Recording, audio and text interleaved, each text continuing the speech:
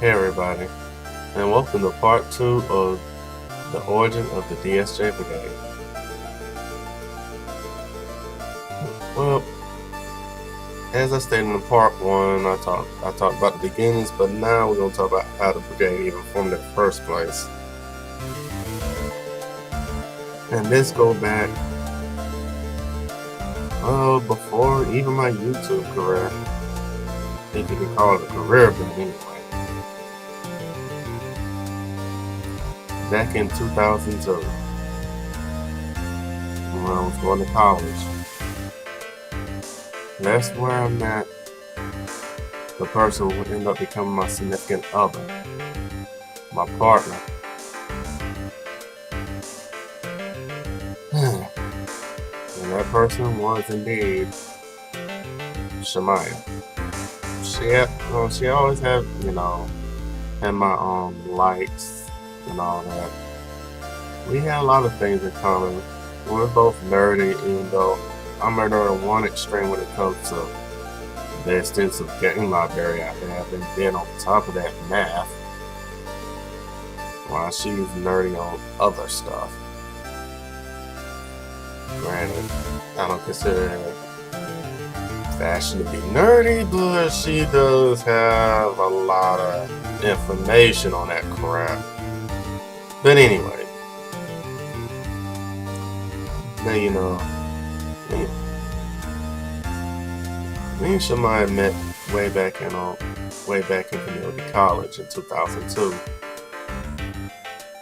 And like all couples, we had our ups and downs, our separation moments or whatever.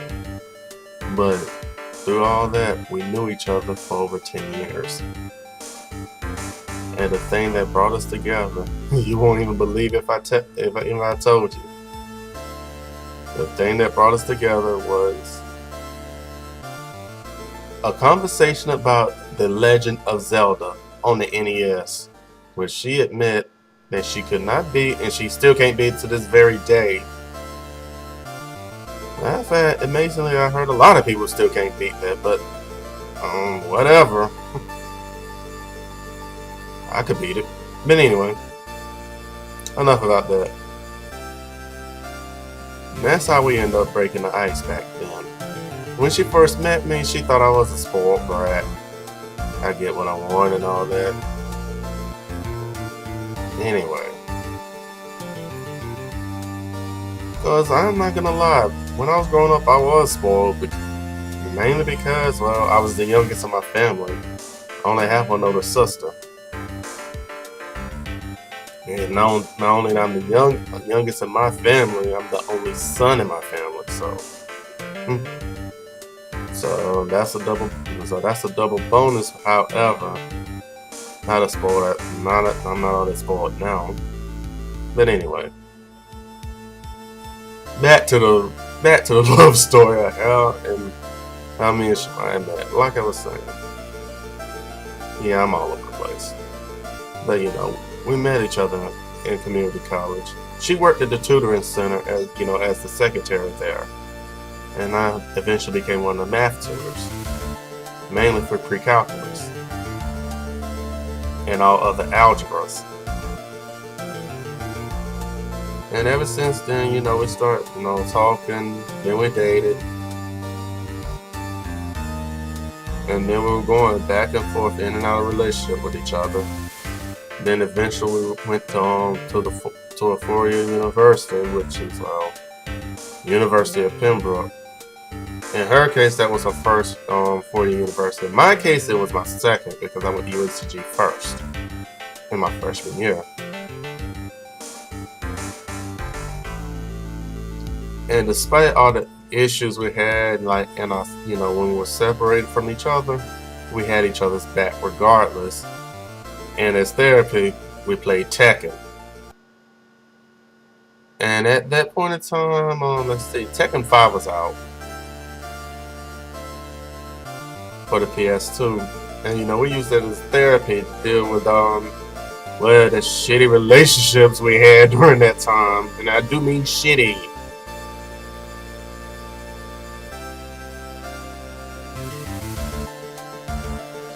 And then I took a semester break off from school. Then she took a year break off.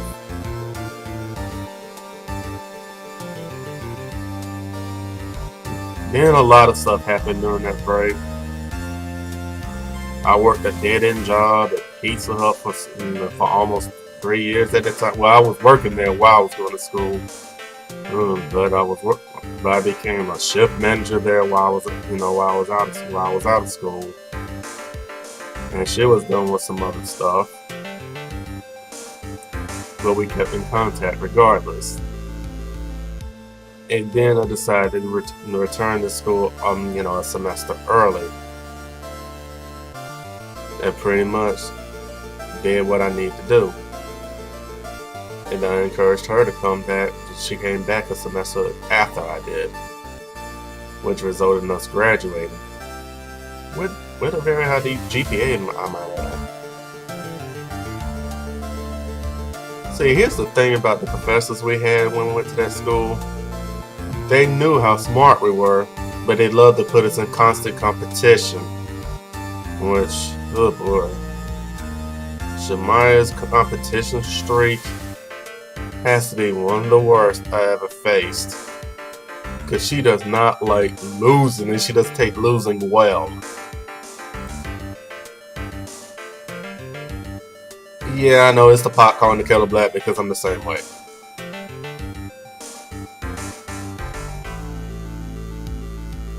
And then, well,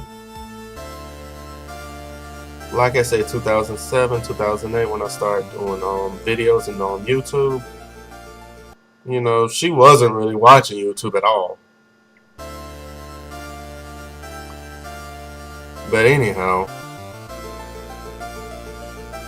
here's the biggest game changer that happened. It happened in 2009 when I moved away from Laurinburg, North Carolina, up into Concord, which I am now. And she had to stay behind for about just about almost 2 years. It was, I'm not gonna lie, it was the saddest moment. Because during that time, we rebuilt our romantic relationship. And we've been together romantically again from 2006 on up. It was sad. I felt lonely when I moved up there, and she had to stay behind. She cried. It wasn't the same. I mean, granted, y'all notice I popped up a lot of Let's Plays during that time. But not having her by my side, it just wasn't the same to me. Then 2010. That's when she decided to move up here with me. And I'm not gonna lie. When she came up here, that's when it truly became home.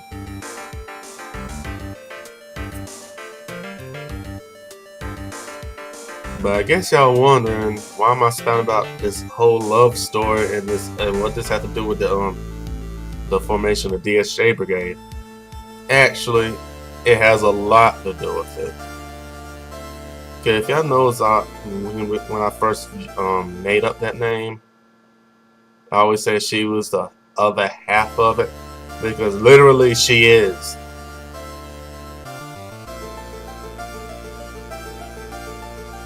Because early 2011, that's when I slowly introduced her into the whole Let's Play thing. And then we got married March 4th, 2011. The happiest day of my life, as well as hers. And, I took a whole month off from work, to enjoy the honeymoon, which entailed us not going anywhere because I was broke. But you know what? It was still a happy occasion. Because a week later, we decided to play Resident Evil 5, which that introduced her as Mrs. DSJ. And during that time, we tried to figure out what can we call ourselves. And then I thought about an anime I used to watch, which was the Melancholy of Haruhi Suzumiya, which they had an SOS Brigade. I like, you know what?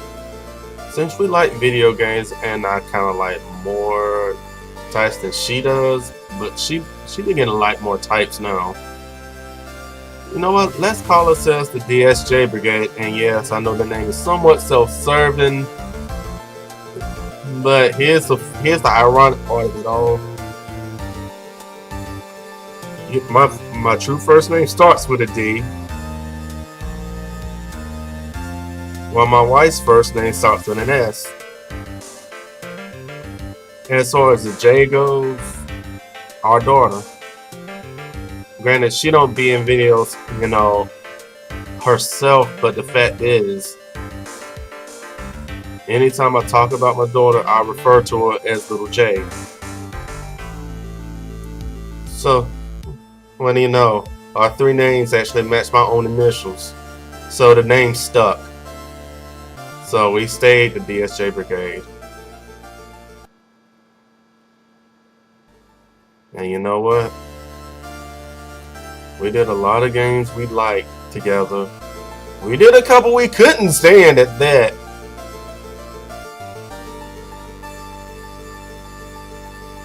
And this year is probably like the 1 year we ain't put a lot of content out at all. Well, because, you know, a lot of things have happened. Things happen to each of our individual families, to each other. She ended up in the hospital. I ended up in the hospital. Hell, even my sister ended up in the hospital too. Then on top of that, both our ends, we have classmates dying. But you know what?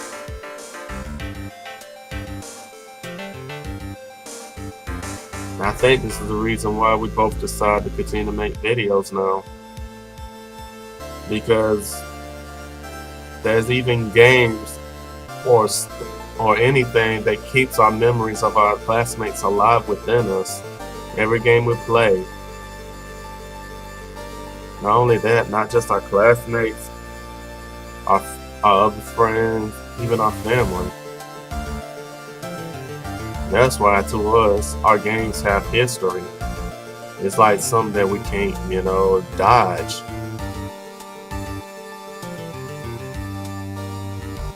And I know that some people out there are like, whatever the last thing they will ever do will get last game they review or last game they ever let's play.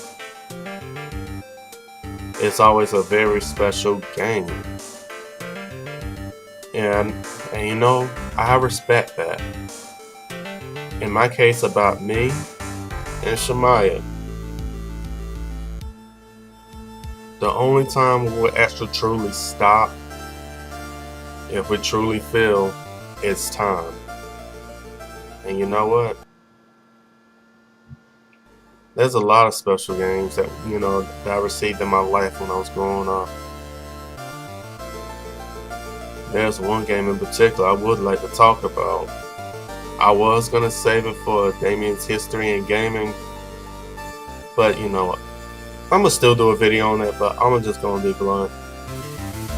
Super Mario Kart for the Super Nintendo. That is the one game that had a lot of history, you know, that has a lot of history. A game that truly gave me one of the brightest memories, and also the saddest, because that game I received at Christmas. I was in 4th grade then. I didn't get a new game until, like, you know, the next Christmas, of course. But it was that summer when I was out of school, about to be promoted to the 5th grade. That's when my grandma on my father's side. Grandma loved him. She died during that summer. And that's and you know, and to me that game was funny because I remember I was playing that game before I went to bed that night before, and she was telling me that she loved me and my sister, and you know, we'll see her tomorrow. And I was thinking to myself, yeah, I'll see you tomorrow, Grandma. So I turned the game off and went to bed, only to wake up the next morning to hear that she passed away.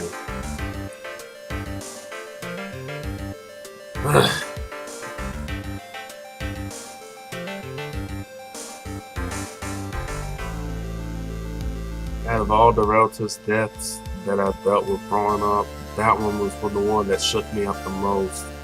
The main reason why.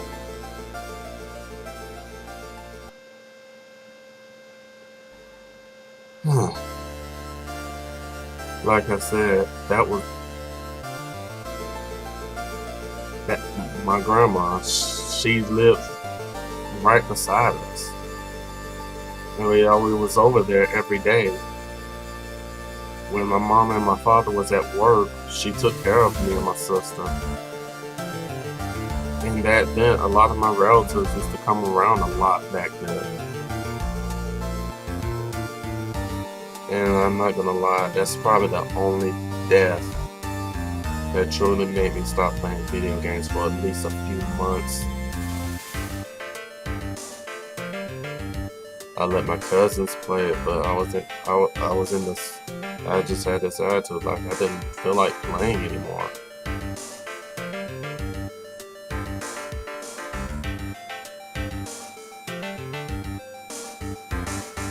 I'm not gonna lie, I stopped smiling ever since that day.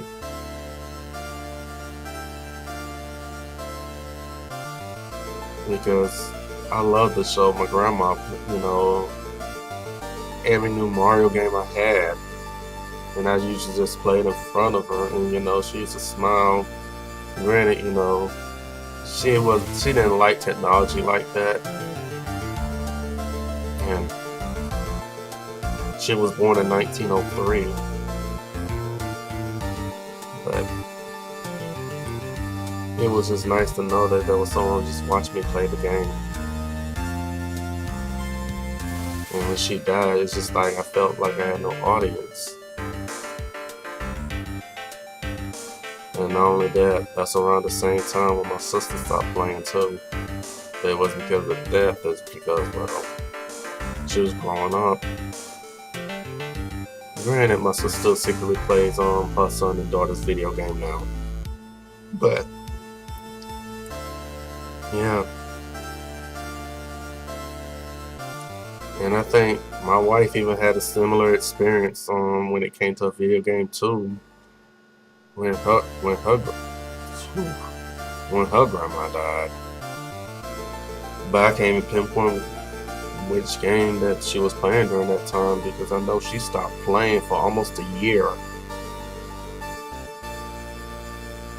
Matter of fact, this may look ghetto, but I'm gonna ask her right quick. Hey Shamaya, quick question. Around the time your grandma died, and when you stopped playing video games for a long while, what game was it around then that you were playing? Really? Okay, my wife is a weird one, because during that time she was playing Godfather for the PS2. She liked violent games like that. However, it did stop her playing it for a long while at that.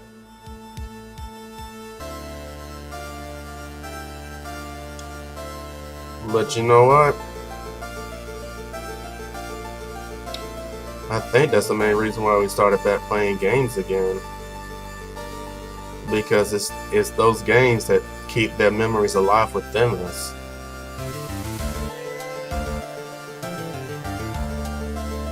And you know what? I think that's the reason. That's another reason why we decided to build this brigade, because we want to celebrate the love we have for video games and what all these games mean to us.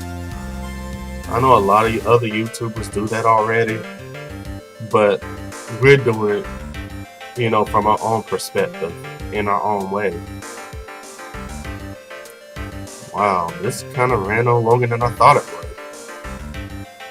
Well, next time we're going to talk about the reason why I'm deciding to give the Turnabout Gamer his own identity. Until then, God bless. See you guys later. And game on.